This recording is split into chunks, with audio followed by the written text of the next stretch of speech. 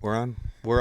I do that every time. You know that, right? No. I always click it in the middle of a conversation because it's always hard to start a podcast. Sure. Not with this one. This one goes out to Randall McDaniel and the Minnesota Vikings. I got a signed Randall McDaniel ball in my hands. Yeah. Covering the points. Mm-hmm. One of the all-time greats.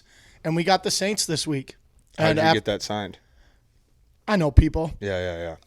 And this week, the Gophers just took down Auburn 11-2. yesterday. 11-2. Everyone said they couldn't do it. We rode the boat. We rode it to victory. And now the Vikings are going to do the same thing on Sunday. Be ready. You heard it here first. They said it could not be done. And as we head into 2020, this is the first week after New Year's. We are antioxidant. We are rejuvenating. We have got. What do you want to explain? What we got on the table and all these coffees and waters? We got turmeric. We got Activate, which is like cayenne pepper. Basically, it's basically telling you to wake up. We got our greens. We got apple, celery, cucumber, kale, collard greens, lemon, ginger. All the things that you need to recover. And it's going to be a process here. Mm-hmm. I woke up with major anxiety this morning just from basically a month off of not being focused, you know? Yeah. Whether you say you were focused or not, everyone knows the last month has been a wash. Yeah, oh yeah. So, it's wild, dude. The holidays are wild. It's wild. The holidays are just too much. No matter what you do to try to stay on task, you should just give up. It's just not going to happen. Yeah, and then and you also finish it. You're kind of in the holiday cheer still. You got cinnamon in your coffee. Did you miss that one? I did miss that one. I put cinnamon in there to try to curb my appetite a little bit. The old bowl's been pretty heavy on the foods. He hit the sweets hard here to finish out 2019. Yeah, I was in a meeting this morning, and I told the guy I thought today was Monday. And that's always bad. So I was like, on Saturday, we were all together on Saturday, and he's like, he's like, when was that? Last Saturday. And I thought to myself, the last Saturday was when you spoke at the USA Clinic, but I thought of Saturday as the New Year's night. It's a mess. It's a mess. So it's a mess. It's a process, and that's the beautiful thing about being a coach is that when you lose, if you lose a lot, it's a process. It's a process. We're just working on some things. If you're winning, all credit to the players. Oh. All credit to the players. Got no one laughing there early. Took us 2 minutes or under 3 minutes to get them going. And I think we could start the podcast. So, Noel, question one. If you were the last person on Earth, what would your main recreational activity be? Are you alone on Earth? You're alone. You're the last person. What's the main thing you would do? I would... Harv would just be naked all the time. Yeah. That would be his activity. So he'd take it back to Adam and Eve. Yep. I am naked a lot. That is something that I think we can talk about that on the show. 100% you can. Yeah, no, I'm naked a lot. I don't feel as odd about being naked. And we were in the Netherlands. When we were over in Europe, they do all their sauna and ice naked. And that was an experience. I'm thinking of a couple of activities that I would do that I wouldn't do now. I think I would run outside at nighttime. You ever walked up your driveway at night? Yeah. Can get scary even in Lakeville. You don't know what's going on out there. If I'm guaranteed the only person on earth, I'm running around at night. Yeah. What a fun time, because you're seeing some new animals at that time too. You are. You're seeing a different life. It's funny you say the nighttime bit. Tom was out of town for New Year's, so I had a night on my own. And I had asked I wanted to have a night on my own. I made myself a nice dinner, dimmed the lights, had a little bit of music playing, had a glass of vino, and I just was going to spend the night by myself. And I was really excited. And sure enough, 10 o'clock rolls in, and there's a lot of lights off. I start getting a little nervous. 100%. 100%. And then I started thinking to myself, like, no way am I going to allow this to be ruined now because I'm scared. And then I had to talk about it. I talked about it to myself for about 10, 15 minutes, and I got over it. And I think that's increased over time because it used to be longer than 10, 15 minutes. But so you'd run out. You see what I'm saying? Yeah, night dinners and running outside by ourselves sounds like our number 1 and 2 answers here. I think, I'd have dinner alone. Well, you'd have to have dinner alone. Yeah, well, you'd have to. Yeah, you better be good at that because you're going to have to do that. So I'd practice decreasing the time of fear, and I'd try to be no fear on dinners alone. Well, the other thing you could do is you could do everything that you're embarrassed about. Mm-hmm. You could just do it, and you wouldn't be embarrassed anymore. So the concept of embarrassment. I watched George of the Jungle last night. Yeah. 100%. Good Yeah. little movie to go down to. Yeah. And one of the things I liked about George of the Jungle, Noel, is he didn't have any concept of embarrassment. How sweet would that be? You could do anything. Like I think of myself as a man's man, and I'm Yeah. not at all. Right. I would go shoot guns. I'd go to a gun range. I'd pick up guns. I'd start shooting them. And you knew it, and you were the best at it. Well, not only, yeah, I'm immediately number one. I'm the best in the world at it. Yeah, You'd be the best. by far the best. And that would answer your question. You know, I would are be, you doing what the best person in the world at your thing would be doing? And Yeah. the answer is yes to everything. The answer is yes. I'd essentially be the best looking naked guy on earth. And that has been, and I think we answered it. Do you think mostly in words or in pictures? Do you think mostly in words or pictures? Well, the hard part is Steve's basement is filled with pictures. So that's the part that's difficult because I thought pictures right away. Yeah, I think more in motion, Motion? like a motion picture, I guess. So like if I'm thinking of something, it's playing out in my head. Mm-hmm. It's not just like a still frame photo, but I definitely think visually. What did this look like? What were my surroundings? Like I have a good memory on stuff like that. Like I remember being at the top of that mountain in Seattle. Mm-hmm. Like I could picture the trees. I can picture what the terrain looked like right now. Yeah. I can picture looking up because I had the backpack with the congratulatory, celebratory beers in it. Yeah. I can picture all of that stuff. I remember the waterfall that we stopped at halfway up. Yeah, that was sweet. So like if I think about a hike, I don't think about anything other than the area. Like our Airbnb, I could describe it perfectly. I had mac and cheese. I sat on this futon right underneath. I'm a floor sitter. Sat on the floor. We had mac and cheese with hot dogs. The best meal I've ever had. Where was that? That was at the Airbnb before or after we hiked up the mountain. At that house in that mountain? That house, the lady would bring us eggs and stuff in the Is morning. that what we had? We had macaroni and cheese? Best meal I ever had. I remember eating the eggs she would go and fetch all the eggs and stuff in the morning. Remember And it was a little too much. But it was definitely different. The eggs were definitely different. Oh, they were good. They were good and they looked different. Yeah, no, it was aggressive. I mean, it was a weird thing. I mean, we were in the middle of a mountain with a family that just came in. They would just walk in, say hello to us. That was interesting. Yeah, I wonder if you can even make it's kind of, you'd have to make an argument to think in words because you would make words after the visual, wouldn't you? Like you could remember the waterfall, so you'd think waterfall and then go, there's a waterfall. Yeah, I would think of words as descriptive to the thoughts you're having. So in my head, you're thinking about a photo and then you describe it with words. You don't think it in words. Yeah. Visual. So what about talking to yourself, though? How often do you talk to yourself? All the time. Yeah. But that would be words, though, wouldn't it? Like that's you thinking in words. Oh, sure. So do you think in pictures most, or do you talk to yourself and think of words more? You know what's interesting? You know what's interesting is if I'm like right now as you're staring at me, Mm-hmm. I'm talking to myself. Yeah, so that'd be you thinking in words. Yeah, and then do you think that body language is somebody's self-talk? It could be. It really is, isn't it? For sure. That's a better way of thinking it because when I was answering it, I was like, yeah, no doubt. I think in pictures. Mm-hmm. But when you think about self-talk, that's emotion. Wouldn't emotion be the byproduct of a thought? well, yeah, but when you're thinking, you're like not necessarily thinking about moments. Like you're thinking about, okay, like you're being soft. Mm-hmm. Like do this. But then I'll try to picture a day that I wasn't Soft. being soft. Yeah. So it's like a trigger. I'm still going to go with pictures.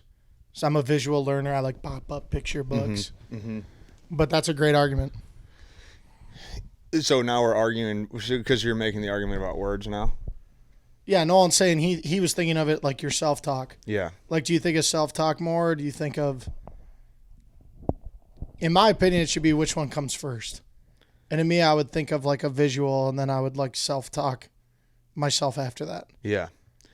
Yeah, I think it would be, to me, I think it would be visual first on really anything at first. Any type of visual, because then you could create thoughts around that. Yep. and then you'd see the byproduct. I agree.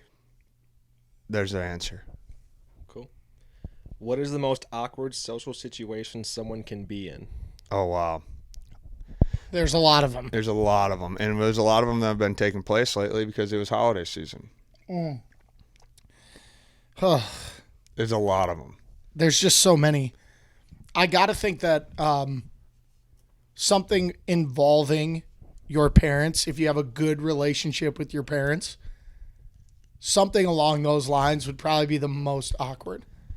Because, like, honestly, like, everyone who has a good, I know everyone's not blessed to have a great relationship with their parents, but I was. So for me, I'm going, all right, who would I be most embarrassed? Like, if I do something dumb in front of you guys, I laugh it off. I go, whatever, screw them. Yeah. If I do that in front of my parents, same act.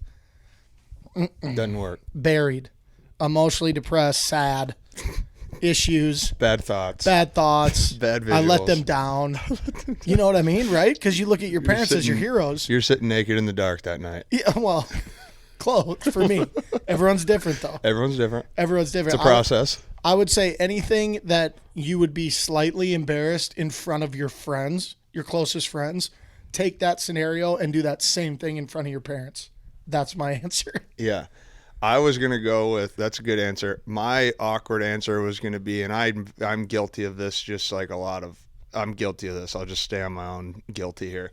But when you're having conversations with people that you don't really know that well, or you do know that well, or not, we'll stay on the don't know you that well, and you know that as you're talking, the person's just waiting until they're up, you know? And so then as you're talking to them, you're realizing like, oh, gosh darn it, I could just end everything right now and give him his time now or her time, or I just speed it up and I speed up my point and let him get to his point that won't even be relevant to the point I'm making, or her get to her point, and vice versa. And then when you're not really involved with listening either, so you're kind of like, all right, when they're going to be done talking so I can get back to my point, you know, like those things happen all the time, and I hate those, which I would imagine most people do. Well, what would make it really awkward is the few times, and everyone does do it, you address the fact that they're not listening to you. Like, are you ready to go, or are you going to listen to my point, or do you want to just go? And I have trouble then it with gets that. Awkward. But then it's trouble with people, like you can do that. It's trouble if you don't know the people, you know? Yeah. Oh, yeah. And there's just a lot of times where you have conversations with, you meet people all the time. Sometimes we're at events a lot, so we're exposed a lot in our line of work, that you're kind of put into things. You know, there's people who have brought up this podcast to me who I've met for the first time. You know, and they have they have this entire visual of who we are and who I am, you know, and so they'll just like talk to me about that, and it's just their points, you know, and I was just like, oh man, I don't like that. I don't like those points. Well, wait until you're done talking. I'll make my points. Let me tell you what you're supposed to think about me. Yeah. Okay, you done? Let me tell you what you're supposed to think now. Yeah, no, I think that those are the most social awkward moments, is that when you know you're talking and the person isn't listening. Yeah, that's tough. And they're giving you, like, they're staring at you still a little bit, so they're giving you that you can keep talking because I know you're supposed to keep talking type deal, and you're talking knowing the room's not going to talk. In fact, the perfect example I think people can get a good chuckle out of is the worst thing is when you start a joke or a story and you are about 25% in and you realize that you don't have the room and you got 75% left of this story. That is just awkward. It's awesome that you bring that up, because my group of high school friends recently has started to establish the bail. So, like, let's say you're showing a video to like one person and they're like watching it, and then all of a sudden two people get in on it, and you're watching, you give a couple chuckles. Yeah. You just say, I'm bailing on it, and you just grab it, and everyone knows, okay, they felt the room. Good job. It's like a celebratory thing. And now everyone's happy for them. I'm bailing on it. And you go, good. So see, just but that's announce friends. the bail. But that's friends. Imagine if you were doing that with a group of 10 people you didn't know and you announced the bail. Awkward. I mean, there's been some times where we've done some presentations and we got a 90-minute presentation that you're covering. 15 minutes in, you'd like to go bail. And I'm going to bail on this one, guys. Guys, and you're thinking in your head, I got 75 minutes to cover here. And that'll do a number on you real quick. and it gets awkward with just you and a lot of people. That's where we have each other. That's where we stop the presentation. So you guys are going to stare at each other for 5 minutes. Yep, and here's what this is. Yeah, so I think my answer, the most awkward, is speaking to somebody that doesn't really want to listen to you, and they're letting you finish your points. I would like to, in 2020, my New Year's resolution, I'd like to establish the bail. Establish the bail. A worldwide bail. I like it. Establish the bail, folks. It's establish the bail 2020. bailing. Steve, that's super interesting because I've never been embarrassed in front of my parents before. It's the complete opposite for me. Really? It's super strange you say that. Well, I think that I just think that everyone's different. I think everyone's different. That's why I like hearing it. But I think everyone looks at their parents as like heroes, whether they like it or not. Like you would feel awkward or bad if your parents were in a social setting and they said something and like everyone disagreed with them. You'd be super embarrassed purely out of the fact that you love them so much. So I think you love your parents so much that they provide you the most opportunity for embarrassment. Yeah. Yeah. Okay. At what age do you think you stopped growing and started to decay?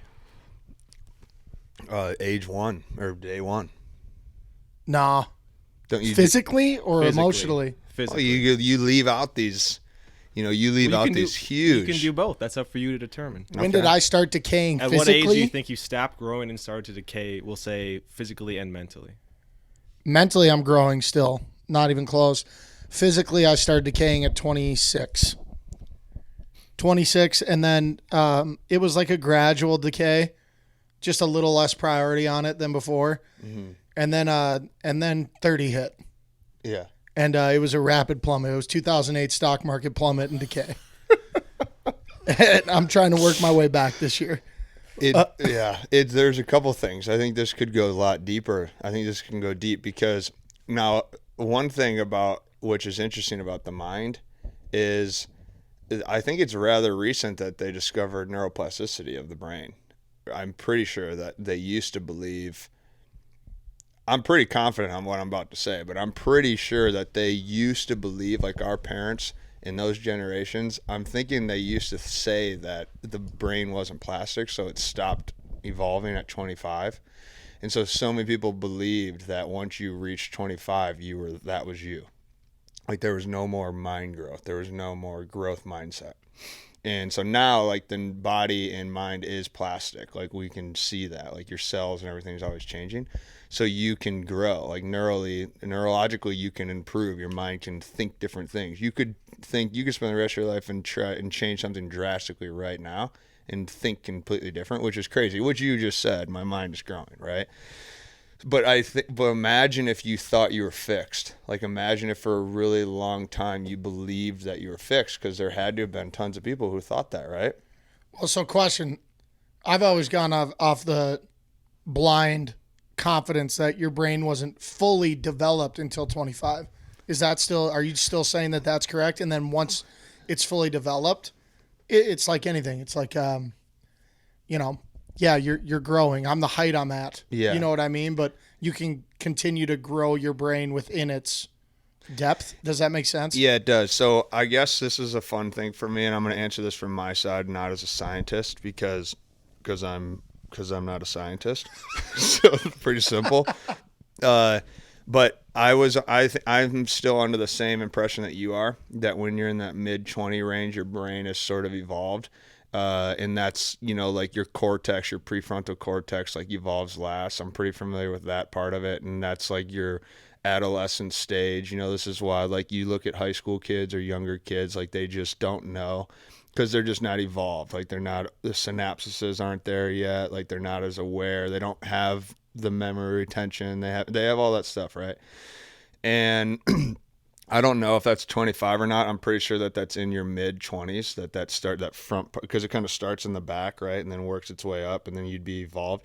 But yeah, I think it's rather new that you can keep learning things. Like I think for a long time, they thought that you couldn't learn after that. Like once it was evolved, that's what it was. Does that make sense? Yeah.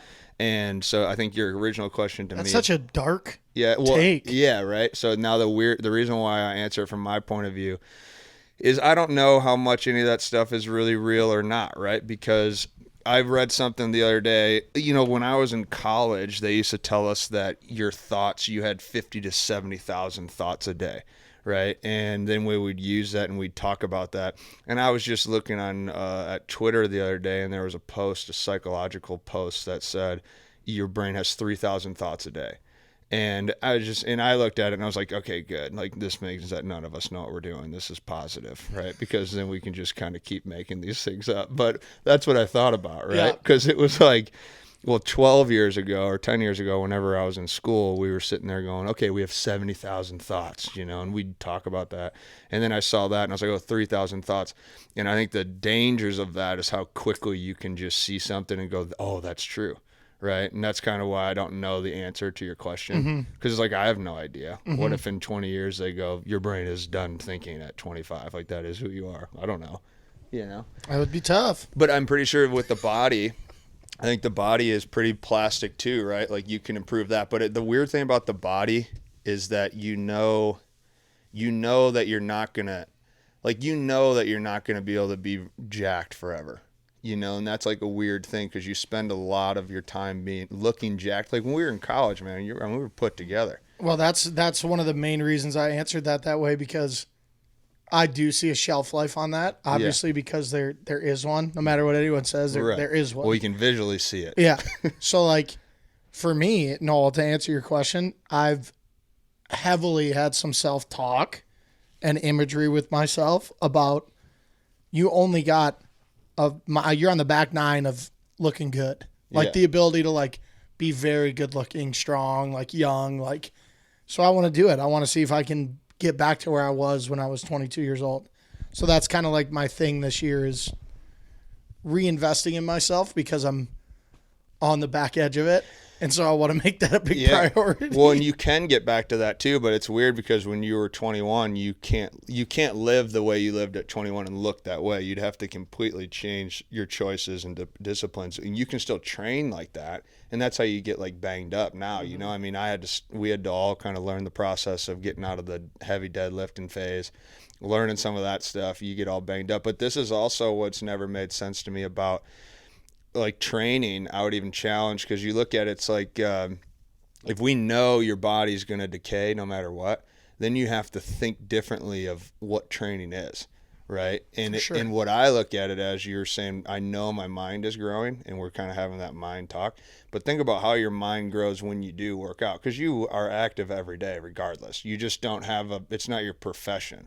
You don't have to work, you don't have to lift to run fast to hit a double, because that your life doesn't depend on the double. At one point it did. So now it's like your life does a lot depend on your mind. And so you're still moving and thinking and doing all this stuff all the time. So you're not in good shape. It's not like I know what you're talking about and your personal standard of that. 100%. But in like the spectrum of it, you're still in pretty good shape as a 30-year-old, Yeah. And that's that's like the thing this year, is I was looking up, with my girlfriend, like a bike race to do, like a 3-day, like, train for something to, like, look forward to within the training. Yeah. You know what I mean? So I think that's what I'm going to do. And I like saying stuff like that on these podcasts, because then I have to hold myself to it. Yeah. You'll get a few texts here in the next couple like, days. hey, where are you at? Yeah. Where are you at with that bike thing? Yeah. So I'd like to do a 3-day, 50-mile-a-day bike tour is basically what it is, but that's 150 miles in 3 days. Like, you can't be a slouch going on that. Yeah. So that'd be sweet. Look out for that. I'm thinking Canada. That would be sweet. But that's going to be one of my big things this year. That would be sweet. I hope you do that. That would be cool. I would do that with you. Me too. I want one of those fast bikes. I want to go to Costa Rica and do a 7-day bike thing where you bike and you camp at night. Woo! I can crush those endurance sports, though. You're good. I'm still in the endurance life. You're good. Yeah, I can sit there. I'll run with anyone, except for the actual runners. But the people who can just run, I'll do that with you. I'm fine with that. So I don't know I think that was a good answer for the question, right? I just you look at it. I think it's more of your be healthy to be useful. You think about that in the sense of training your mind and your body.